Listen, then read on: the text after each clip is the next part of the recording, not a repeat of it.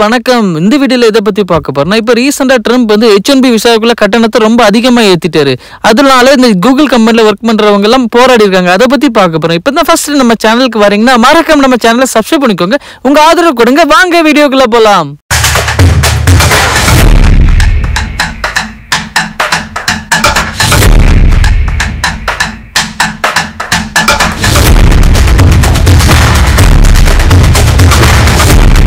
H1B visa பத்தி பார்க்க போறோம். H1B விசா இது எதுக்கு யூஸ் பண்ணுவாங்கன்னா, இப்போ ஒரு ஆளுக்கு ஒரு ஆசை இருக்கும். நம்ம எக்ஸாம்பிள் இந்தியாவில் ஒருத்தங்க வேலை பார்க்குறாங்கன்னா அவங்களுக்கு ஒரு ஆசை இருக்கும். எப்படின்னா நம்ம வெளிநாட்டில் போய் ஒர்க் பண்ணணும், அது மாதிரி அமெரிக்காவில் போய் ஒர்க் பண்ணணும் நிறையவங்களுக்கு ஒரு ஆசை இருக்கும்.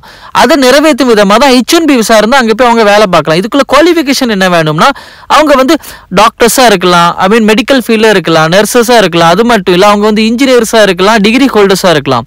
அது மாதிரி ஒரு பெரிய ஒர்க் எக்ஸ்பீரியன்ஸாக நல்லா ஓரியன்ட்டாக அதில் நல்லா இருக்கலாம். அவங்கெல்லாம் இந்த விசா மூலமாக பயன்படுத்தி அவங்க அமெரிக்காவில் போய் ஒர்க் பண்ணிக்கலாம்.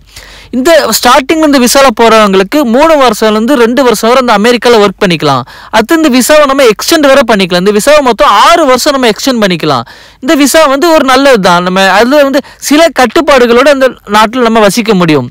இந்த விசாவில் இருக்கும்போது நம்ம வந்து கிரீன் கார்டுக்கு அப்ளை பண்ணிக்க முடியும். கிரீன் கார்டில் அப்ளை பண்ணோடனே நம்ம ஒரு கொஞ்சம் வருஷம் நம்ம நிறைய வருஷம் அமெரிக்காவில் இருந்து ஒர்க் பண்ணிக்கலாம்.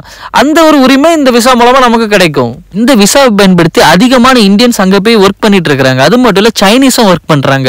இப்போ அதிகமா இந்தியன்ஸ் ஒர்க் பண்ணனால இப்போ ரீசெண்டா ட்ரம்ப் வந்து என்ன சொன்னாருன்னா, நீங்க உக்ரைன் வர்சஸ் ரஷ்யா போர் போயிட்டு இருக்கு, அதனால நீங்க வந்து ரஷ்யா கிட்ட இருந்து ஆயில் வாங்காதீங்கன்னு சொன்னாரு.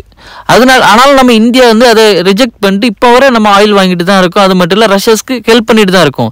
அதனாலேயே இந்த ட்ரம்ப் வந்து அதிகமாக கோவப்பட்டு நிறைய இடத்துல சான்சன்ஸ் போட்டு பார்த்தாரு, எல்லாம் போட்டு பார்த்தாரு, மிரட்டி வர பார்த்தாரு. பட் இந்தியா அசையவே இல்லை. அதனால அவர் என்ன பண்ணியிருக்காரு, அடுத்த பிளானா வந்து H1B விசாவை நம்ம கட்டணத்தை அதிகரிப்போம்.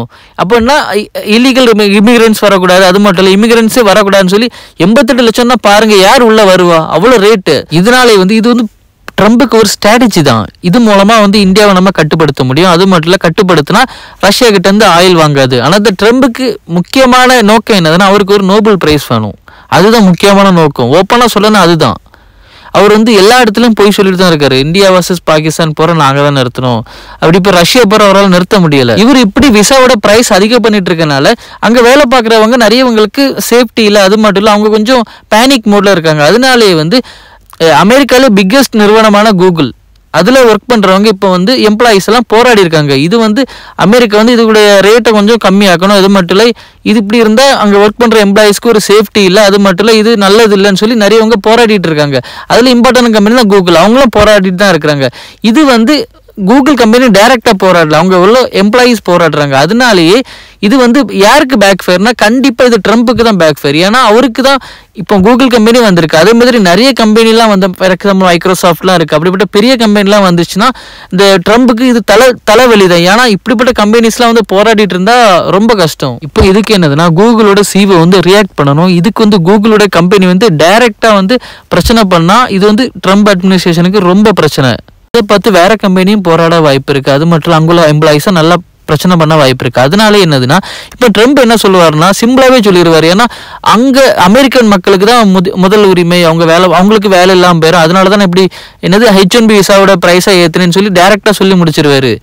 இதனால இப்போ இங்க உள்ள மக்களுக்கு தான் பிரச்சனை. ஏன்னா எல்லாரும் அமெரிக்கால போய் ஒர்க் பண்ணணும்னு சொல்லி நிறையவங்க கனவோடி இருப்பாங்க. அதுக்கு தான் பிரச்சனை. இப்போ இந்த வீடியோ பிடிச்சிருந்தா மறக்காம நம்ம சேனலை சப்ஸ்கிரைப் பண்ணிக்கோங்க. உங்க ஆதரவு கூட அப்பதான் இது மாதிரிப்பட்ட வீடியோஸ் போட எனக்கு கொஞ்சம் மோட்டிவேஷனா இருக்கும். Bye guys.